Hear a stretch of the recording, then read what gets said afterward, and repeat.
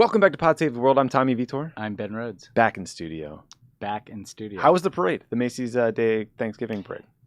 It was pretty awesome. I mean, like we had to sit out, and wait for like 2 hours to get to our seats. But then, watching floats come down Central Park West, kind of iconic American scene. Yeah. Was there a favorite float with the ladies? I mean, I think Chase from Paw Patrol kind of crushed. Nice. I mean, there's like a star power, like when Chase is coming down. Yeah. Chase is on the case, as you will. And then there, like, what's sad is there's like these other ones that like they don't know who it is. Like Ronald McDonald, they were thought it was kind of scary. Oh, like take that marketing. I'm like, because we don't take it to McDonald's, But so there are these like iconic images from my childhood that are like, who's that boring float? There's Chase. There's this new Netflix character that I don't even know the name of. Oh, that's cool though. So it makes you feel old, but it's cool. That's fun. It's very fun. Can I actually say it was? Yeah. I got almost like emotional being in a crowd of people watching a parade. You know like what? COVID, like seeing a the Hampton band or something. Like I was just like, this is awesome, I felt the same way just kind of being on an airplane. Yeah. I was really happy to just be, I don't know, I flew from here to DC. I went to the Hertz Sky, rented a car, sat in god-awful DC traffic for a couple hours, and I was like, you know what? This feels normal. I am content. Yeah, I'm here for this, And then what was really cool, Ben, was I think I went to bed on Thanksgiving night feeling as full and bad about myself as I ever have in my life. Yeah. I mean, hot take coming. Turkey's not that great, Turkey's fine. I'm a stuffing guy. It's like it's not necessarily like the meal that I would choose as like the one big meal a year. No, I wouldn't either. Yeah, I wouldn't either. I'm more of a ham fan. Yeah, but my mom makes good gravy. That mom, if you're listening, it's not a critique of your turkey. Sure, of course. Yeah, like it's just a general statement. No, your mom's clearly top 2 moms on the planet. Yeah. I'm very excited to see mine over Christmas, and we're going to eat a lot of stuff. But before that, Ben, a lot to cover today. I'm excited to talk with you about the Omicron variant. New variant just dropped. We have a history-making leader in Sweden. Natural gas pipelines, tensions in Ukraine, corruption and spying at FIFA. Jared Kushner goes hunting for some kickbacks in the Gulf. Got a historic election in Honduras, why things are looking bad for the Iran deal. Drones, Barbados, maple syrup, and Oasis are making news. Then I talk with Pashtana Durrani, who is the founder of an amazing organization called Learn Afghanistan, that is helping women and girls in Afghanistan get educated. They are still doing that work, even after the Taliban take over. So stick around for that. A very, very brave person. Let's start with a much more depressing topic, the Omicron variant. Omicron, I don't care. Big thank you to all the media organizations out there that decided to issue breaking news alerts during Thanksgiving dinner about this new variant of COVID-19. Right as everybody's about to fly home. Yeah, exactly. Like get on a plane. It's just the worst. It's too early to know what exactly the impact of the Omicron variant will be, but there are concerns that mutations to the virus could make it spread more easily. So that's why this has gotten a lot of news. It was first detected in Botswana, South Africa, then detected a bunch of cases, followed by news of the variant spread into Europe. The US, the UK, the European Union quickly announced travel bans from South Africa and neighboring countries. Israel said they wouldn't allow any travelers into the country for 2 weeks after Israeli health officials identified a case. So that's how seriously people are taking it. The travel bans have led to enormous frustration from South Africa and other countries in the region that felt like they did the right thing by identifying and speaking out about this Omicron variant and now being punished by travel restrictions. A lot of countries in southern Africa are dependent on tourism, and this is a huge economic hit at the worst possible time. So, Ben, hard to know what to make of this yet. Just a couple of thoughts I had just from reading the coverage. Like, one, it is a reminder that vaccine equity is a huge problem. 10% of Africans have received 1 dose of a vaccine as compared to 64% of North Americans. That is disgraceful. But I also do think that there's a little bit of sloppiness in the coverage, and we need to be mindful that finding this variant in South Africa or Southern Africa doesn't mean it emerged there from an unvaccinated person. I mean, that's a reasonable thing to think might have happened, but we don't know that yet.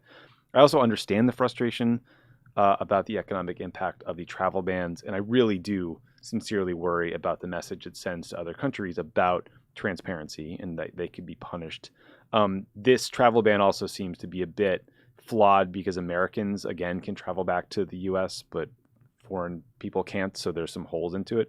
But also it does seem reasonable to me to put in place some sort of travel restrictions for like 2 weeks until we know more information about the variant to maybe slow its spread. I mean, I would bet money that the Omicron variant is already in the US, but this isn't binary, right? We're not like stopping it or allowing it in. It's a matter of degree. So I don't know, any thoughts or early takeaways or anxieties from you based on all this flood of coverage? I mean, I share everyone's anxieties, so I don't have to name them. The couple things, first of all, on the vaccine equity issue.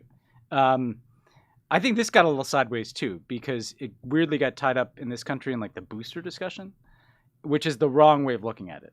Like the scale of vaccines necessary to deal with vaccine inequity are not going to be filled by like you not getting a booster CVS, Yeah, I think there's a micro and a macro. There's a macro policy issue. Making decision, and the macro matters. Yeah, and the macro issue that really bothers me is clearly, the more we've talked about this, the more the disease is allowed to kind of spread unchecked in unvaccinated populations around the world, the more likelihood that you're going to have the development of new variants, and inevitably people travel and it spreads.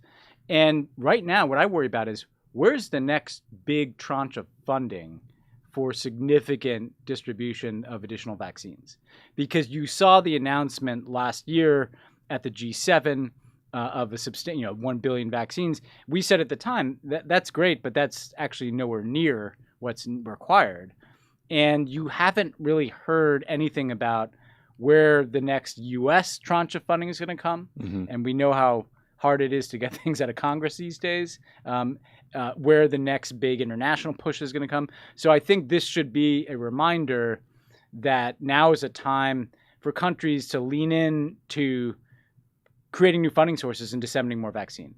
And again, I don't think that comes at the expense of boosting your own population. It's just about producing more vaccine and getting it to more people, getting it in more arms. I mean, look, I think the booster decision, it's complicated, right? Because at a macro level, if every American gets boosted a third shot, and then we all get boosted again in 6 months or a couple months for this new variant, like that will, I think, constrain supply in a way that will advantage us in the U.S. and other countries. But at the same time, I mean, Moderna still won't share the recipe for their mRNA vaccine with other suppliers, including ones in South Africa who could be producing it. So those, I think, are the most important macro decisions. And that's my point. I mean, yes, in some ideal world, like you would have every dose going to the widest possible population. In a world in which it's inevitable that countries are going to boost their populations, what you need to be doing is doing everything you can to significantly ramp up supply. Yeah. And whether that's sharing the recipe or whether that's just spending money to buy more vaccines and get them more arms. I think on the travel piece, I totally share the frustration expressed by South Africa that they feel like they're being punished for doing the right thing. And the thing is, there are steps that are in between like a travel ban and not doing anything. Yeah. So like during Ebola, I remember there were additional restrictions or requirements, testing, quarantine requirements. Quarantining seems exactly. Like it would make so sense. You could find solutions, and hopefully the Biden team can pivot quickly to this to mitigate those economic impacts. Where yes, if you're coming from a place where you just discovered a variant that's potentially problematic, you may have more layers of screening or more quarantine requirements. I think without having to just shut down travel, because the reality is too, as we've seen within India and the Delta variant, like these variants are going to end up everywhere. I mean, it's just the logic of how the world works. No doubt. And frustratingly, tragically, supply shortages of vaccines aren't the only problem. There's now vaccine hesitance globally. Yeah. There are last mile problems of distribution to get vaccines into arms. So it's a very, very complicated problem. Andy Slavitt from who was one of the for the first 6 months or 10 months or something like that, he worked at the White House for Joe Biden doing vaccine distribution work, essentially. And he recommended immediately surging several 100 million vaccine doses to Southern Africa. Seems like a very good idea. I wonder how feasible it is to get that done quickly, what infrastructure would be needed to set it up. But it seems like, that's a good idea. Yeah, it's a good idea. And like, it's what's going to be necessary, because we've also talked about how spotty the whole approach to international travel is too. Like everybody has different requirements. None of this stuff is harmonized. And I don't know how long that is tenable, you know. And by the way, it's increasing inequity in other ways. this is a small issue relative to the bigger issues we've been talking about. But the one thing I noticed and heard at Glasgow, for instance, is, hey, a lot easier for all these vaccinated government officials and diplomats and civil society people from the global north to turn up at an international summit. A lot harder for people who are unvaccinated and have a harder time traveling because of travel restrictions. So there was an underrepresentation at that climate summit from the global south. And that's just one thing, but I'm sure you're going to hear that across the board at any kind of international event or thing. And again, it may seem like a small thing in terms of the number of people it affects, but it kind of speaks to this kind of tiered system where like we're emerging from this and we have our vaccines and we have our vaccine, passports on our phones and things like that. And there's just going to be a huge lag and that's just not fair. And it's not good for our own public health either. Yeah. It's one of the billions of ripple effects of this virus. I mean, I bet 6 months ago, none of us would have cared much about a shortage of shipping containers. And now it's like the only thing Biden is worried about. Yeah. Okay, Ben, this next story, I would say this has some good news, some bad news, and then a lot of twists and turns. So good news. Sweden appointed its first ever female prime minister last week. Bad news. She resigned just 7 hours later. Tough. Now, here's the backstory. That's makes Scaramucci look like a lifer. Yeah, the mooch. Magdalena Andersson from the center-left Social Democrat Party. She pulled together a coalition government that included members of the Socialist Left Party and the Green Party, and she became prime minister by a single vote. Interesting system under Swedish law, Ben. You only need a majority of MPs to not vote against you.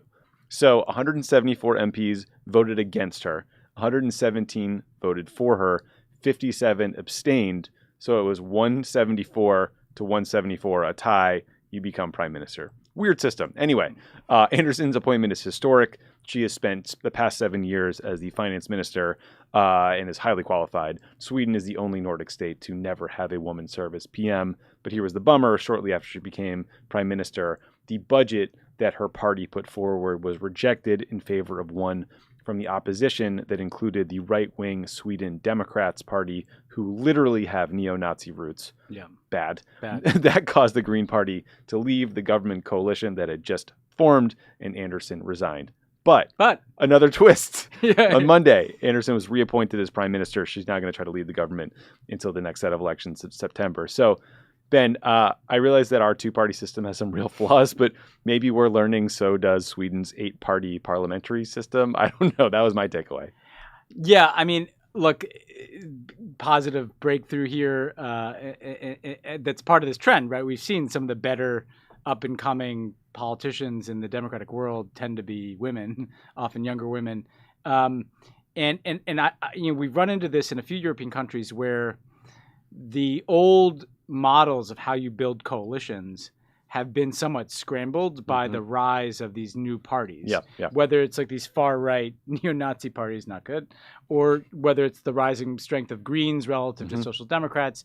And so what that means, we saw this in the kind of laborious government formation in Germany, the traffic light coalition of libertarians, Greens, and Social Democrats, that like it used to be plug and play. Oh, we have our natural coalition partners and we just put this thing together. And I think what we're seeing in more and more European countries is you have to kind of reinvent the wheel each time that you're putting together a coalition, which makes it more fragile.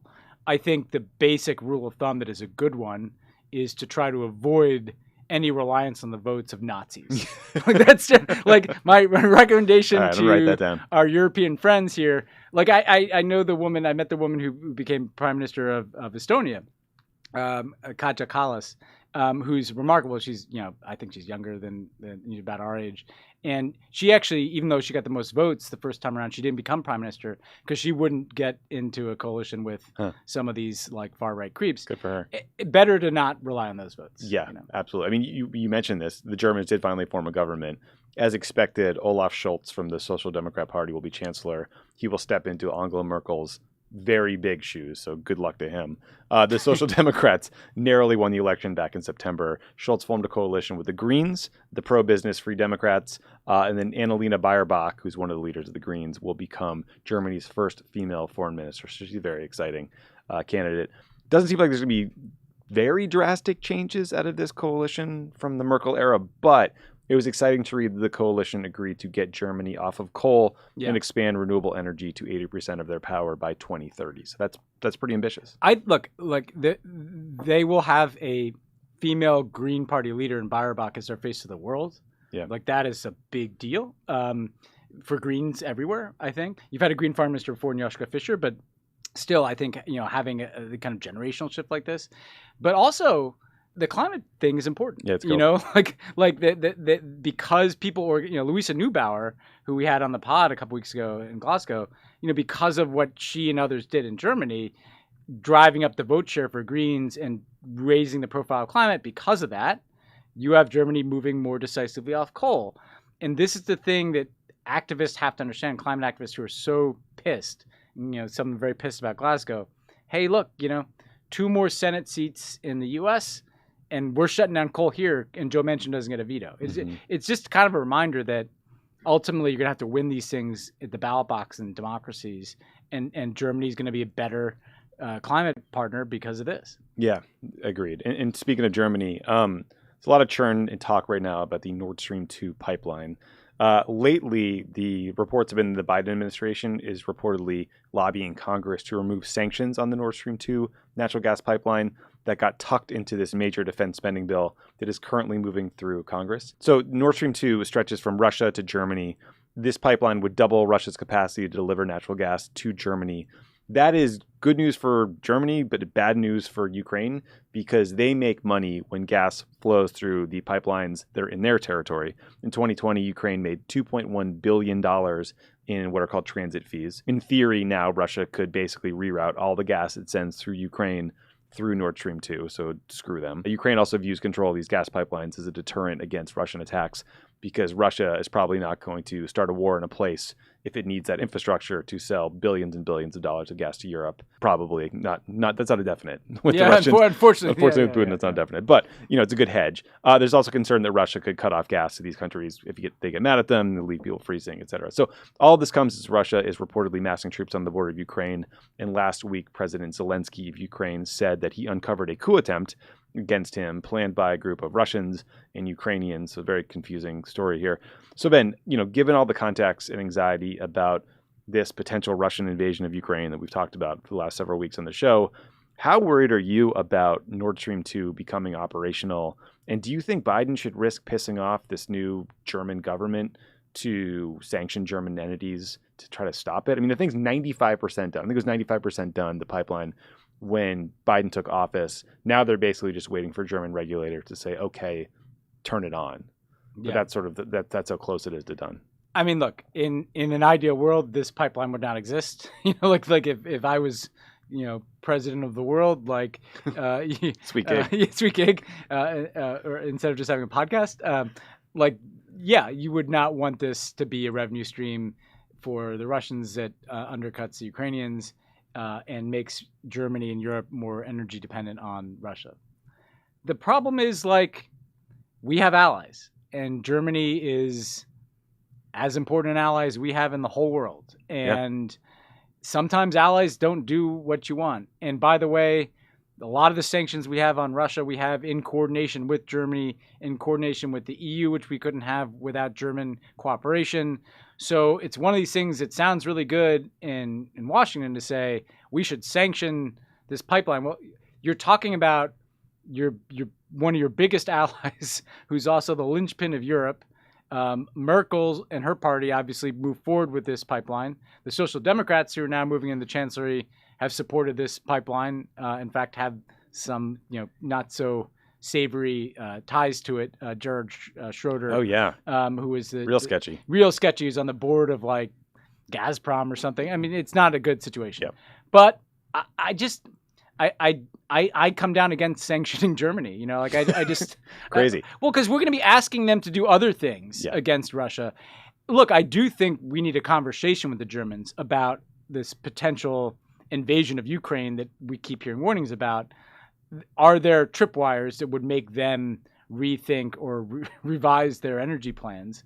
I think if there's a full-scale invasion of Ukraine, that's the kind of thing where you would say to them, I'm sorry, we all have to take some sacrifices here. But I mean, oftentimes when we talk about sanctions on Russia, we're talking about the U.S. largely asking Europeans to take a larger economic hit than us.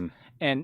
And even though I think they should, like, I think we have to accept if you want to have allies on other things, you can't sanction them. Yeah, and it's worth pointing out that I think the Biden team is concerned because this type of sanction that got written into the NDAA, the National Defense Authorization Bill, would leave them without any way to issue a waiver, or it could fundamentally change the way sanctions work going forward and their ability to impact them. It's also worth noting that Ted fucking Cruz is holding up the nomination of tons of Biden's foreign policy nominees in an effort to force him to impose more sanctions on Nordstrom. Where was his outrage when Donald Trump was president and Rick Grinnell was ambassador to Germany and this whole thing was moving forward? Yeah. I mean, it just shows you what a bunch of bullshit this is from people like Ted Cruz. 95% of the pipeline was done before Biden arrived. Also, just, this whole thing is complicated because Germany is pretty reliant on natural gas, and they're trying to move towards more renewables, but that's in part because they shut down all their nuclear plants after the Fukushima disaster in 2011. So there's just like a lot of background. There's a lot of stuff going on here. Yeah. Anyway, well, Ted Cruz, you suck. Yeah, and by the way, the two things can be true at once. The pipeline sucks, and so does Ted Cruz. Yeah, there you go. but like sanctioning the Germans, I don't think is going to win their cooperation on our Russia policy. No, I don't either. Let's turn to international corruption in soccer because the Associated Press had a major report that said that for several years, Qatar, the country, has employed a former CIA officer to help them spy on rival bidders for the 2022 World Cup soccer tournament. They also spied on key decision makers at FIFA.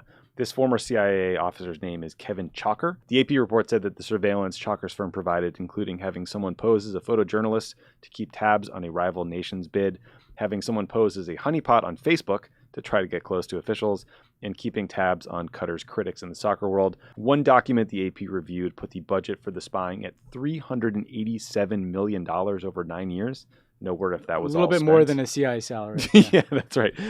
Chalker also promised to help Qatar, quote, maintain dominance of its foreign-born workers, which is disgusting as they are often exploited and forced to work in totally unsafe positions. It's worth noting that this asshole was working against an American bid for the World Cup with that you and I both worked on. You and I.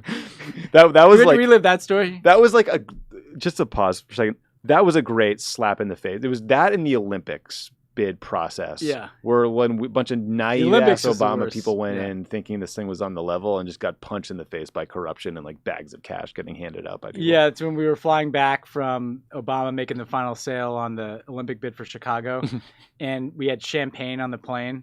And then we were eliminated in the first round because everybody else fucking was bribing the IOC. Yeah, we didn't get like fourth, right? Yeah, no, we were last place. Dead last. And they had the best bid. Like, it didn't matter, you know?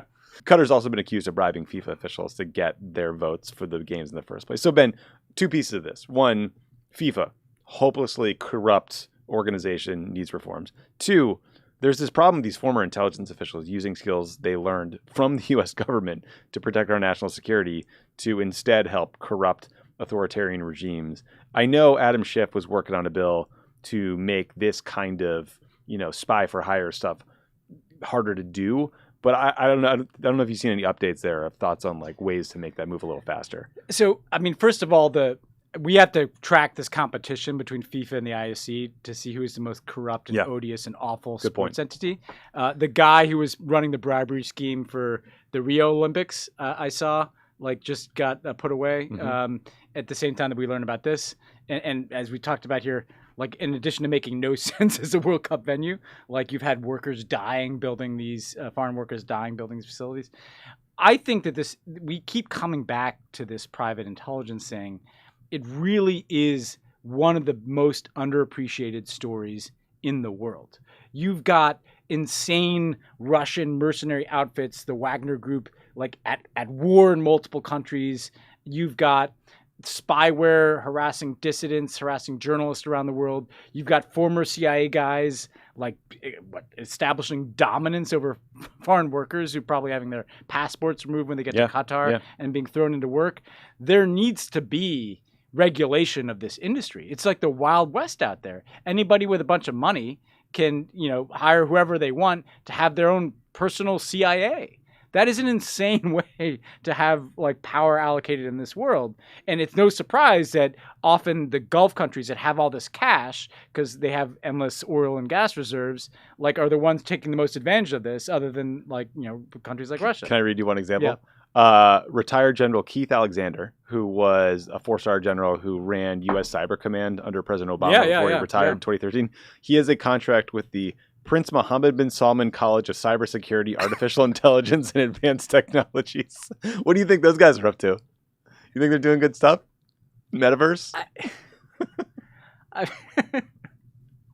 I mean, what did you do in college? Like, not whatever these guys are doing. Not what they did. I mean, like, what's the career track? What are the majors there?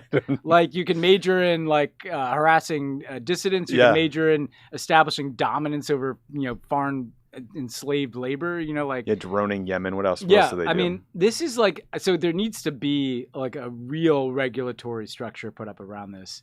There needs to be much more international discussion of this. By the way, like there's a big hub in London of this kind of stuff. We've probably invited all manner of intelligence, but just by talking about it on the show, it makes me worry. I've got Black Cube up my ass, a bunch of former Mossad guys. Like but it's really ugly out there. I mean, this is something that needs to be reined in and reined in fast. And to your point on the IOC versus FIFA, who is worst competition, just want to point out that a IOC official named Dick Pound said that criticism of the Peng Shuai video that we talked about last week was silly. So critics like us were silly, says Dick Pound.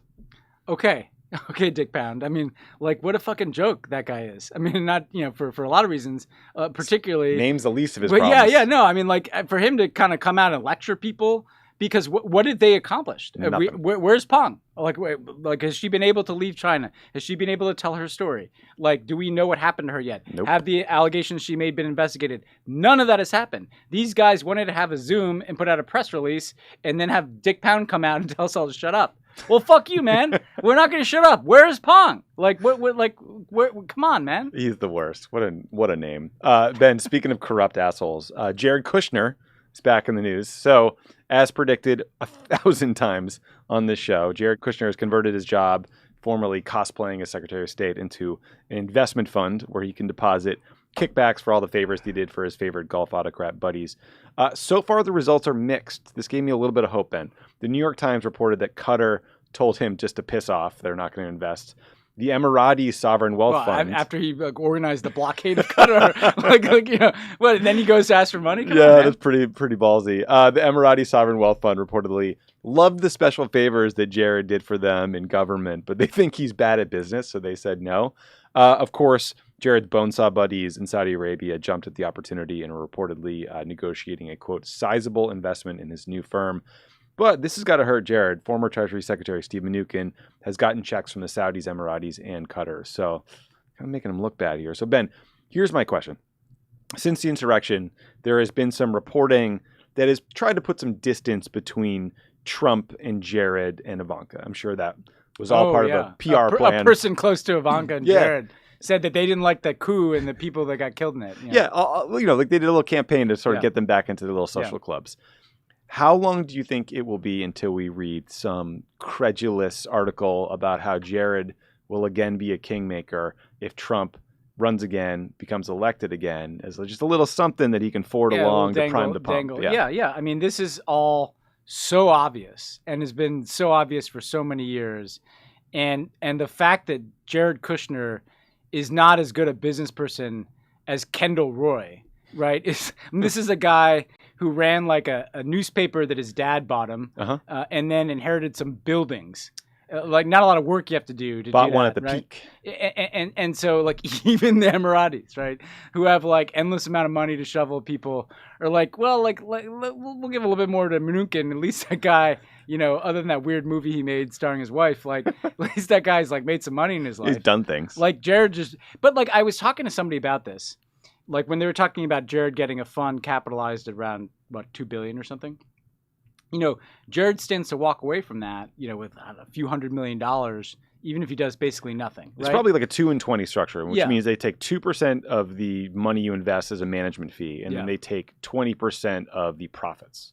So you can basically fail your way through it and still make a sizable amount of money. So just think about this. Like, these are foreign governments, autocratic foreign governments with their own sets of interests that are different than America's interests in a lot of cases, basically paying somebody, what will become a few $100 million in his pocket for a job well done in protecting all of their interests when he was in government, and as a down payment on what he might be able to do for them as consigliere, son-in-law, whatever the fuck his role will be in the next Trump 2.0, if that, God forbid, happens, right? Yeah. This is how corrupt this whole system is. It's wild. It's worse than it's funny. Like, our media is designed to, including us, right? We talk about, like, Mike Pompeo got like an expensive bottle of scotch or something, and that's corrupt. Or, somebody got a free ride on a private jet. This is of a scale of corruption, both in terms of the money he's getting and the services he rendered to get that money. Covered up a murder. It is so much worse than corruption scandal. Tom Daschle, if you recall, I do. had to bow out as our HHS secretary because, he didn't report taxes on a driver or something. Yes. And then this guy's like Tom Daschle, very skilled, like guy who would earn the job. Senate Majority Leader. Like, what is? It's so stupid. How what is the scale of corruption? If it's so big, if it's too big for us to even get our minds around it, we just don't really pay much attention. I know. Well, speaking of Trump 2.0, there was an article, I think, in Politico about who he might pick as his vice presidential nominee when he inevitably runs again in 2024, since, the base wants to hang Mike Pence. Yeah. That's a bit of a problem, bit of a hang-up. Problem for Mike. Yeah, so this piece was, is written like it was designed in a lab to troll us specifically, because some of the names floated included Mike Pompeo, failed Mr. former Charisma, Secretary of State, Mr. Charisma, who's lost like 200 pounds. You see how skinny he is? It's like terrifying looking. And Rick Grinnell, Twitter troll turned acting director of national intelligence. One person quoted in the piece said, "Don't sleep on Rick. Trump loves him, and unlike Pompeo or anyone else, he has no interest in running for president." That's a big issue for because what? As if if he had interest, he was going to win. Like, what? He's completely unqualified. I saw that quote and I was like, "Is there somebody who was trying to draft Grinnell?" And then he's like, "No, I don't have any interest. I'm just going to go troll some people on Twitter for a while." It's unbelievable. I mean, he did deliver the historic. Remember when he went out and gave that press briefing about the historic Serbian-Kosovar deal that he negotiated that turned out that the parties didn't even know what was in the deal? And then he screamed at reporters for not making a bigger deal out of it? Yes. And then he was named, as we discussed, presidential envoy or something. Yes. He's the worst. Yeah, that reminds me of, I think it was a famous quote attributed to Winston Churchill, which was, "He's a modest man who has a great deal to be modest about." Rick Grinnell. Rick Grinnell. The only time he'll be compared to Churchill in his life. Okay. It is amazing. I mean, it's the reason to do these investigations, because these people are going to reemerge. They are. All of them, and they're all getting paid. Let's go down to the Western Hemisphere. We're not getting paid. Well, I mean, just for reading underwear ads. I mean, we are, but the scale. I mean, people need to buy more merch or something. Sort of an oil spinoff. Yeah. Pod Save. The spigot? The dinosaur bones? Yeah. I don't know. We'll workshop that one. Okay. Honduras. Honduras is on track to elect the first woman president in the country's history. This is awesome. This is exciting. There's a cool news, theme guys. today of women ascending the highest offices in several countries. She would also be the first leader in Honduras elected on a socialist platform. So 62-year-old Xiomara Castro holds a 20-point lead with more than half the votes counted. The results aren't final yet. But that would be a thorough drubbing of the 12-year incumbent right-wing National Party and a rebuke of outgoing President Juan Orlando Hernandez, who has been accused by U.S. prosecutors of accepting bribes from drug traffickers in exchange for protecting them.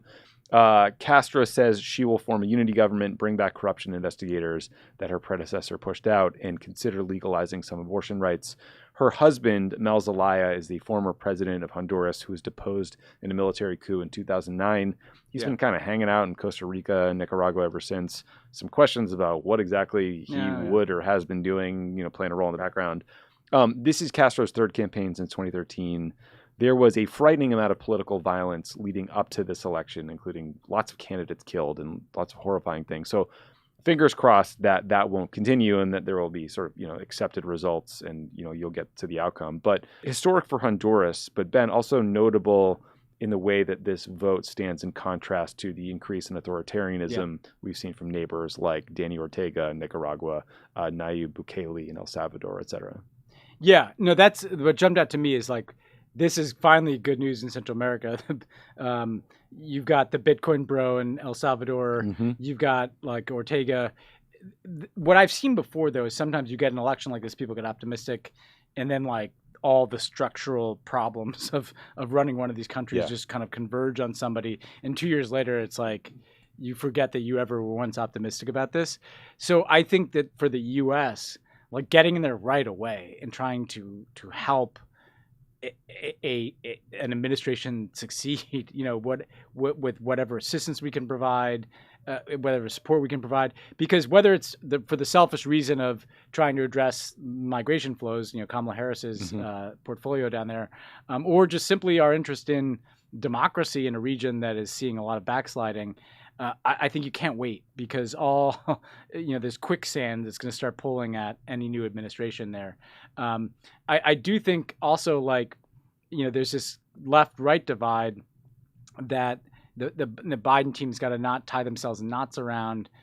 I saw today, they're tripling down on their Cuba policy, like slapping more sanctions on Cuba. It's just it's going to make it harder for them to build coalitions and deal with left-wing governments in Latin America if they're putting meaningless, pointless, sanction on the Cubans. We are hosting the Summit of the Americas in this country next year.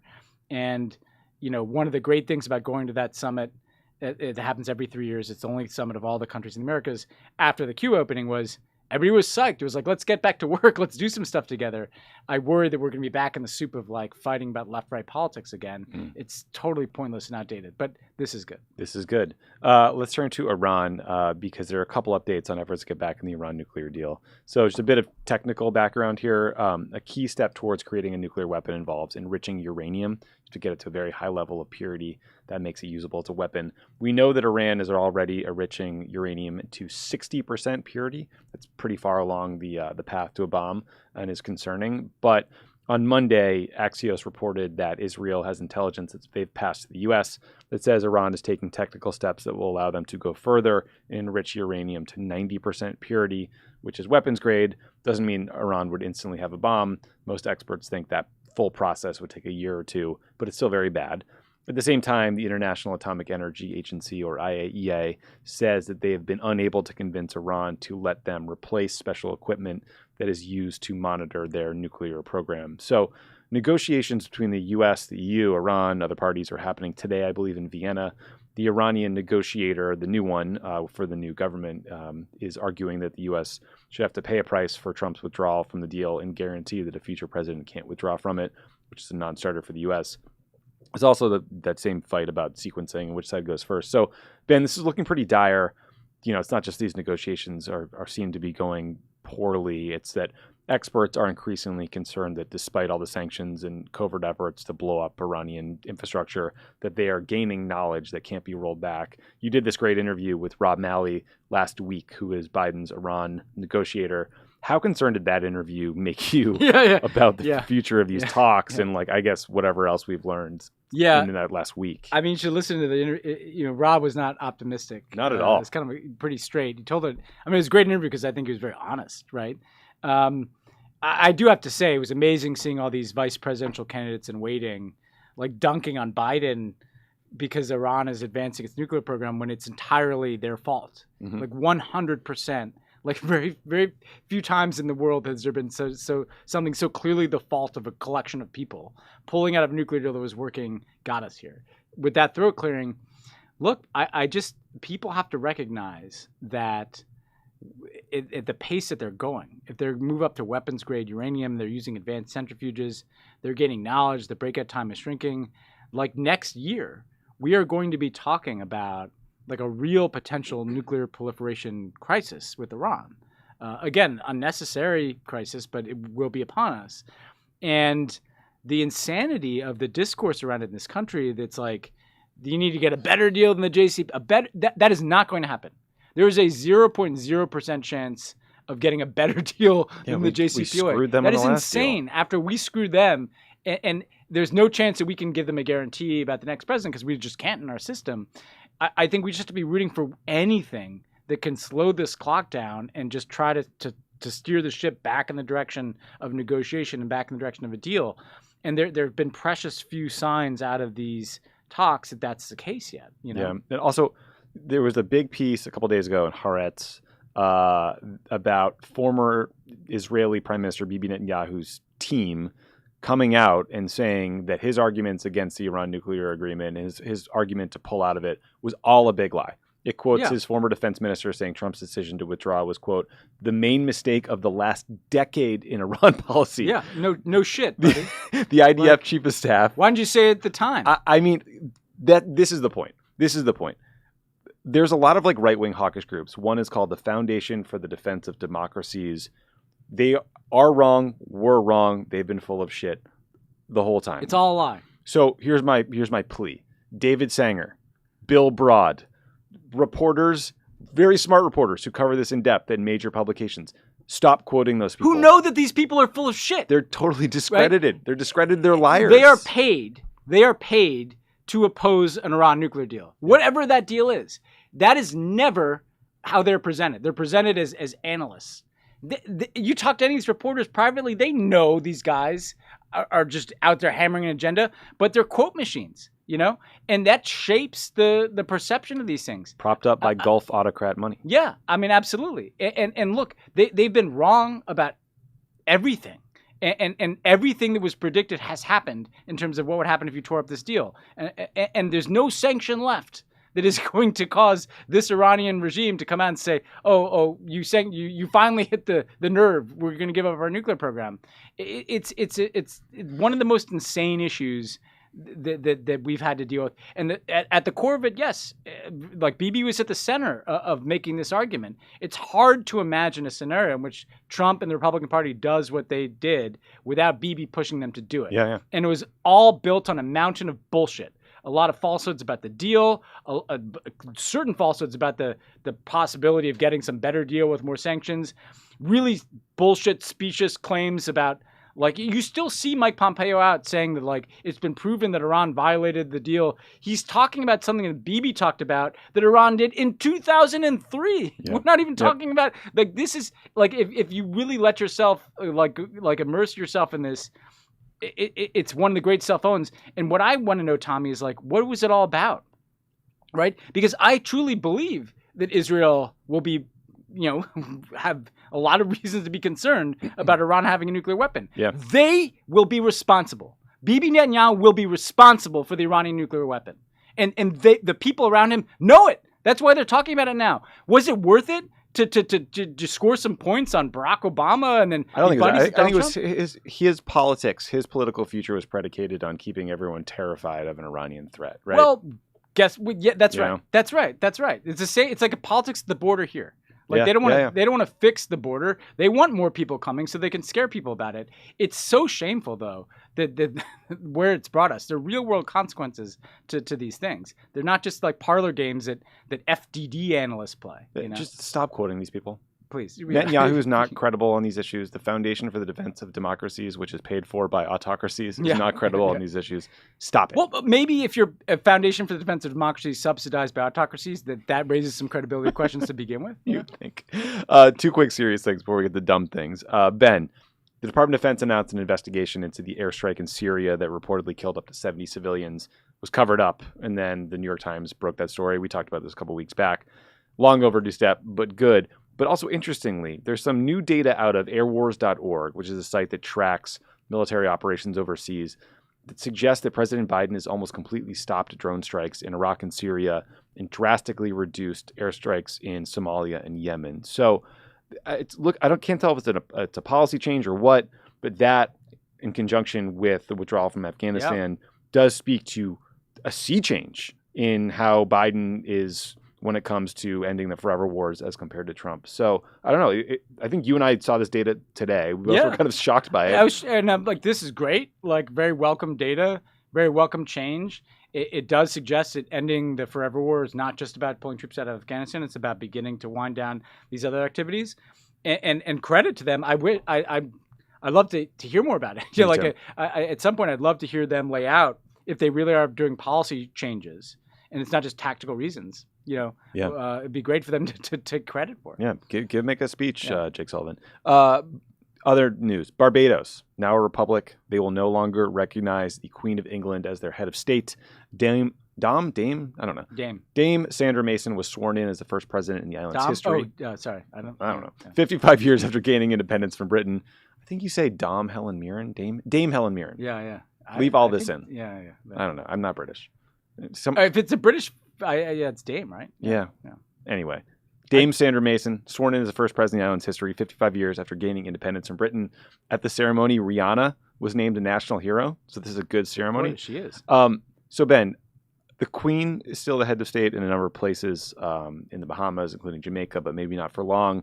As our official royal watcher, how do you feel about this? Do you think there's a bunch of other dominoes that are about to fall? I mean, I do think there'll probably be dominoes falling in the Caribbean. Yeah. And it's kind of weird. I've only been to Barbados once for a friend of the pod, Adam Frankel's wedding. And it's kind of weird when you walk in, there's like a British flag and a picture of like the Especially the given the Queen and history. stuff. Yeah. I mean, it was great to see how joyful the ceremony was, you know? Yeah. I do think you'll probably see some dominoes falling there. Maybe Rihanna becomes queen. She already is, man. Okay, you're right. Two final things. Last week, we talked about President Biden's decision to tap the Strategic Petroleum Reserve in an effort to reduce gas prices. But gasoline isn't the only resource getting squeezed by pandemic shortages and weather events. Canada just released 50 million pounds of maple syrup from its emergency reserves to keep your breakfast sweet and delicious. Quebec produces about 3/4 of the world's maple syrup, but they had what the Washington Post described as a shorter and warmer spring sugaring season, which hurt supply right as demand popped. So the Federation of Quebec Maple Syrup Producers, often called the OPEC of maple syrup, there's a really good Netflix episode, I think of like Dirty Jobs or one of those. One of those series on this. They hit the panic button and they tapped their strategic reserves. Don't need another reason to worry about climate change, but here we are. Ben, are you a pancake or a waffle guy? I'm a French toast guy. Oh, okay. If that's okay. I should have made that binary. I love French toast. Yeah. I mean, my kids are pancake girls. But like as purely as a maple syrup delivery vehicle. So they'll welcome the tapping of the petroleum reserve here, or the syrup reserve. I do wonder, does this mean Vermont though might get in a trade war? Like, do they have to issue tariffs on? Does Vermont have to release? Do we have a reserve? And if we don't, why don't we? Like, does Vermont have a? It's a good question. Reserve? Yeah, we should ask Bernie. Yeah. I wonder if he's going to invade. Get Matt Duss on this. Matt Duss, if you're listening, I hope you are. Yeah. Fill us in on this one. I just want to put my cards on the table and say, all in on pancakes. Pancakes, French toast, really? You're right. Okay. I don't know. We never had a waffle iron. Not a waffle guy. I just don't think they're that good. Yeah, Lego my Eggo. Yeah, those in college, I would do. In college, I used to eat those. Well, you know what the key was with the Eggos was if you had a toaster oven, you put the butter on in advance, sort of in little spots, and then you put it in and sort of toast around the butter. Oh, I didn't. That's good. It's really good. Good tip. Last Friday, about 60 people traveled to the Tan Hill Inn in North Yorkshire, England, to hear an Oasis cover band called, of course, Noasis. But Noasis's set turned out to be a little longer than folks bargained for when guests woke up the next morning to find 5-foot snowdrifts and impassable roads. Further complicating matters is the fact that the inn is at over 1,700 feet above sea level, so the roads were particularly treacherous. According to the BBC News, most guests spent the weekend and left Monday after snowplows kind of did their thing. The final couple left on Tuesday because they were driving a new camper van, wanted a little more time. So far, no one has looked back in anger, Ben, at their impromptu vacation, and guests were singing the praises of the hotel staff who kept them fed and presumably drunk all week. Here's my question for you. How many times do you think Wonderwall was played? I was going to say, like, this probably pivots hard into, like, Champagne Supernova the first night, you know? Yeah. I'm all for this Noasis circumstance. I mean, I actually can't think of something I'd rather do than basically go on a 72-hour bender listening to Oasis music. With 60 hilarious Brits. Yeah, with 60 hilarious Brits and, like, fighting about whether you're, like, Noel Gallagher or Liam Gallagher. Karaoke. I mean, like Wonderwall is an epic karaoke song, but then if you get into like, you know, Rock and Roll Star and Live Forever, the first Oasis album is the one people sometimes sleep on because you know, the second one was so massive. Yeah, I don't know that I know the first one at all. Supersonic, you know, feeling supersonic, drinking gin and tonics. I bet a lot of gin. I mean, one question: what do you think was, you know, was this a gin situation or a beer situation? Like, when I imagined it in my mind's eye, it was sort of tapping a keg and, you know, like hitting the Boddingtons or something. Just doing it. These people were in the best mood. They were like singing the praises of these people. I mean, like, do you think relationships are consummated? Like, I feel like, you know, children were probably created at this thing, you know, like a lot of good came out of this. The quotes I read didn't mention any procreation, but they did talk about how there was like 60 people there and everybody just became best friends because you're stuck. What else are you gonna do? And what about the Oasis guys? Like I hope they knew a lot of songs. I mean, brought some sheet music. Yeah, because the I love Oasis. The Oasis catalog gets a little thin. Because stupid brothers couldn't get along. Yeah, they couldn't get along, right? I mean, you know, I watched the Get Back documentary. Oh, I can't wait to watch that. Which blew me away, and I loved it, and made me realize that the Beatles are the greatest band of all time. I do think that a similar documentary about Oasis would probably not have been quite as endearing. Just like screaming fights. Yeah, just screaming fights. Does Paul just write Get Back before your eyes? Is that kind of Yeah, there's this kind of weird genius thing that happens where he's just kind of like jamming away on the guitar, and you're like, he's almost like he's shaking, like he's thinking, and then suddenly he's just going like, Sweet Loretta Martin, and you're like, oh my God, I'm watching some genius like birth something from scratch in front of me. You know, it was pretty awesome. That's really cool. I can't wait to watch that. I'm a John guy though. I just say and like I came away. You come away from the movie liking each one of the four of them more, which is amazing to me. You know, like because there are and you see warts in all of them. You know, like you see ego but you just like love these guys. You know, they're the fucking Beatles, man. I can't wait to watch that. Yeah, I'm excited. I'm behind on Secession. Also, the Hulu has a show called The Great, which is about Catherine the Great and sort of Tsarist Russia. Yeah. That is on Hulu, and season 2 just came up, and that is fantastic. I cannot recommend it enough. Yeah. Very body. Don't watch it with your parents or your kids. Kind of what happens if you're locked away like Oasis, you know, like it's there's a lot of like that. I turned it on and thought it was gonna be The Crown, and there was like an orgy or something, you know, like exact same thing happened to me and Anna. We're like, what the hell? I feel like if you turn on The Crown and then suddenly Philip is like 17 women and there's a lot going on. I think, but by the way, the women, you know, it's about Catherine the Great. So yeah, she runs it. She's running this fucking show, you know. Is Philip alive? Is he the one who's dead? No, yeah, pour one out. Who is the one who's still alive? The Queen. No, her hubby. He was in Barbados, I think. Wait, who's hubby? You know, one of the Brits. He was in Barbados. Charles was in Charles. Charles yeah, was in Charles is in Barbados. I'm not the royal watcher. I don't know this stuff. Yeah. Okay. I'll check that one out. All right, I'm excited to watch that. My conversation with Pashtana Durrani will be after the break. She's the founder of this amazing organization that is helping women and girls in Afghanistan get educated. So stick around for that. I would like to welcome Pashtana Durrani to the show. She is a teacher and the founder of Learn Afghanistan, an organization that is working to make education available to girls all across Afghanistan. Pashtana, thank you so much for talking with me today. Thank you for having me. Thank you. So first, just sort of a basic question. I think, you know, listeners probably saw tons of news about Afghanistan in August. There's been considerably less coverage since. Can you help them just understand how life has changed for people in Afghanistan since the Taliban takeover and the U.S. withdrawal in the end of the summer?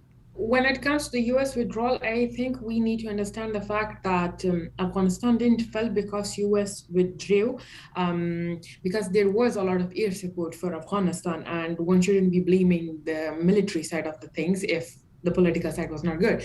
So when the military withdrew, we still had a lot of air support from the US, but at the same time, most important, we had the capacity to run the country because we had an army in place, we had a military, we had political institutions. Then comes August 15. By that time, most of the Afghanistan did, of course, fall apart, and then the Taliban were asked to enter Kabul, actually. And since then, there has been that political institutions that the last 2 decades, the US and all these allies, NATO allies built, Today, none of them are existent. Today, our central bank is frozen. We don't have a constitution. We don't have political parties. We don't have representatives. And the country is not only in chaos politically, it's in chaos in humanitarian crisis, educational crisis, women rights crisis. In 21st century, the Taliban are banning girls from going to school. This is how the country is right now. 3 months ago, none of these things were banned. We had a normal system. You alluded to this, and I want to talk a lot about the political situation, the humanitarian crisis, the sort of lack of banking services, all these greater challenges. But, historically, the Taliban, I think, have been incredibly repressive when it comes to the treatment of women and girls. Is it the status quo with them since they came back to power, or they continue to be incredibly repressive? Here's the thing, you always judge people by the way what they have done in the past, right? So when Taliban say we have changed, I'm like, okay, you control the rural areas, you control my district. I don't know a single girl who has graduated from your schools, who had a single household who has got your electricity. I haven't seen a single woman who would even go to the spring to collect the water, right? I don't have a single hospital in that area. So how are you better than the last government? That's the first question. The second is, if now that they are in power, they continue to be the same people. I wouldn't call them people, but of course now that world is recognizing them and they have that status, they still have that grudge towards women. I don't know what is up with them when it comes to gender. It's funny for me that they don't want the 50% of the country to exist because they don't feel comfortable around them. Yeah. I mean, can you talk a little bit about the organization that you run, Learn Afghanistan, and the work you were doing to educate women and girls? How does that work? How have you been able to function throughout all of this? Learn is very grassroots level. We are not a big NGO. We don't even have that sort of what do we call it? Like that formal position in place. We are a very collective community-based NGO, and we started because our rural area from the district where my people left the district because it was a border region Taliban control, 400 families came to Spinboldak, and that was an IDP camp. And when I went back to Afghanistan, the first thing I saw was we didn't have a school in IDP camp. And my cousin was the first one who couldn't go to school, and she was self-schooling and learning from home, and that's where we started with Learn. The reason, because I had to push her to go to school and then post her, it was a problem for the whole Kandahar, and I was like, okay, we have this solution here. There is an app that is offline. It doesn't need a lot of electricity. Let's do it, right? So that's how we started. It was all community approach. It was all basically community-led and still is community-led. And it was remarkable to me to read that, I mean, you have continued that work since the Taliban takeover. I mean, has there been intimidation or pressure to you to stop? So here's the thing, right? And when August 15 happened, of course, there were people who were scared about me. There were my tribesmen who were scared about me. There are good people in Afghanistan who respect and protect women's rights. And most of them were tribal leaders, and they wanted me to get out as soon as possible. But at the same time, it's like more of the Afghan honor and pride that you just can't leave the battleground. And for me, that's where the battle started. And yes, we have continued our work because of that community support, because there are people who are still giving us their homes, lending us their homes so we can teach in those homes. There are people who are donating their mobile phones so we can teach girls through those phones. There are people who are actually paying for girls' internet right now so we can recharge and top up their phones. So it's all a collective effort, to be honest. But yeah, the war with the Taliban continues. Yeah, I mean, I think there are a lot of people who have left Afghanistan for good over the last several years, including a lot of highly educated people, a lot of professional folks. Is there a role that you think the Afghan diaspora can or should play to help people back home, even if they have to do so from another country? When it comes to Afghan diaspora, so there are a lot of Twitter spaces that are entertained right now. I don't go to most of them, but I do see a lot of them. It's about ethnic politics, ethnic divisions and all that. And I feel like it's very important to have those conversations right now. I don't care who's talking, as long as they're talking, as long as they're taking that platform, as long as they're representing the Afghan voices back home. But it's very important that they are connected to their own people. They represent the true voices of Afghanistan rather than their own agenda. And this is the first thing that Afghan diaspora has to make sure that they do. And the second thing, apart from that, the best thing Afghan diaspora right now can do is feed families back home because they're starving. Nobody wants to take up arms in Daesh or including the Taliban for their government because they don't have the money, right? The second thing that they could do is, if you cannot do a lot, the least you could do is, like, send $10 to a girl for her internet top up, right? But I most of the time it's just so disappointing. Not that they don't do a lot of work; they have been doing amazing work with refugee resettlements, but I think they have a lot of capacity and they could do so much better than what we are doing right now. You alluded to this a couple times to me. The UN World Food Program has repeatedly warned about the risk of famine in Afghanistan. You recently wrote a really thoughtful article where you said, quote, Afghanistan doesn't need a lot of money. It just needs the right kind of money. It also needs its assets unfrozen to meet the scale of the humanitarian catastrophe.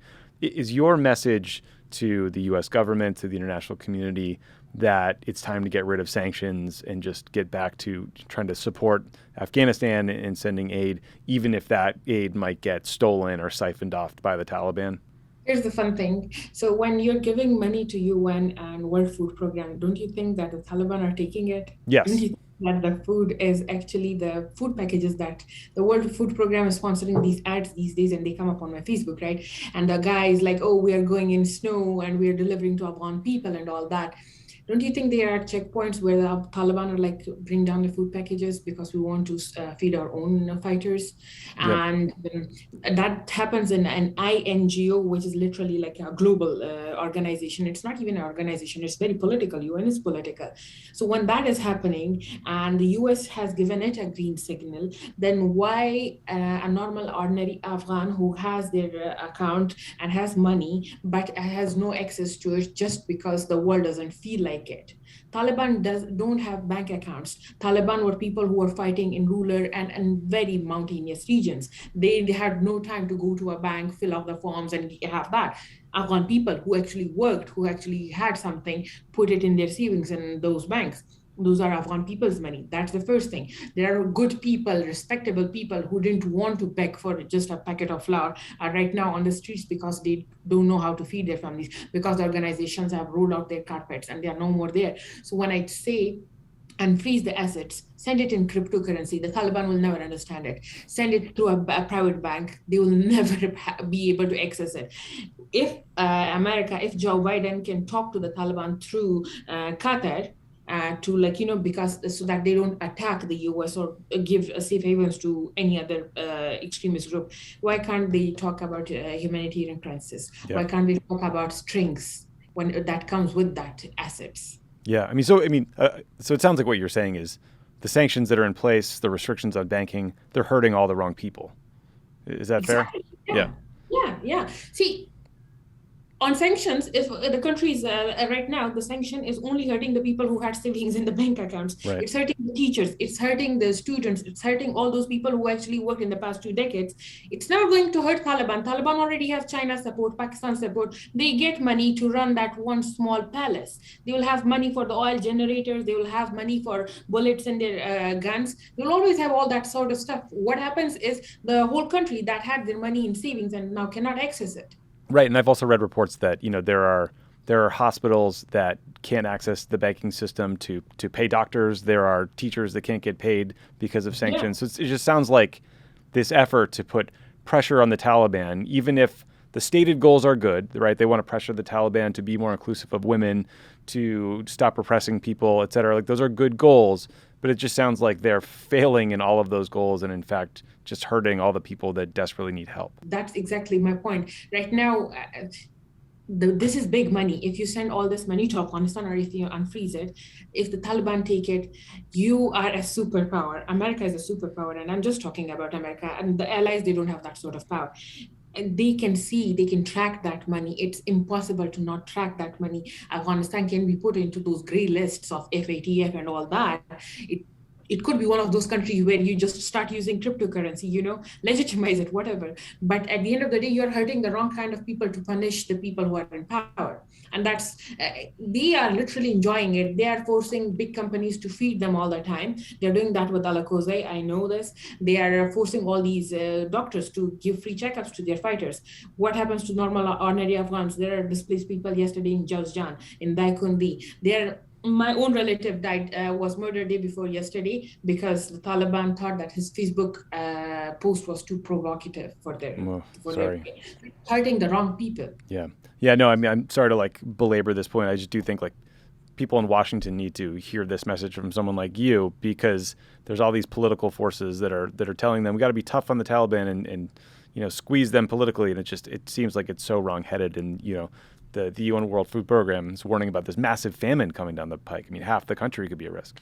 I mean, like World Food Program for them, it's another career move. To be honest, when you talk about Afghanistan, when you talk about all that stuff, 2/3 of all that aid that US is right now going to give to feed Afghanistan, which is basically not their duty or responsibility. I mean, like, why should US taxpayers' money go to Afghanistan in the first place, right? But now that it has come to that World Food Program and all that, 2/3 of it is going to all their staff. No, only 1/3 of it makes it to Afghanistan, and even in 1/3, a small percentage goes to the people where they can afford one packet of flour. So is it worth it? Is it really worth it? That's the first thing. And if you had to be tough on the Taliban, you could have been tough on Khalilzad by asking him not to legitimize the Doha deal. Right. Yeah. So there's a lot of missed opportunities there, and as you point out, I think a lot of poorly spent resources that go through some of the biggest NGOs, which is why I think organizations like yours are so interesting and so important. Your organization's website is learnafghan.org. You're doing this incredible work to keep educating women and girls across the country in creative ways on their phones, via the internet. What can listeners right now do if they go to learnafghan.org? Can they help you out? Can they donate money? How can they support you?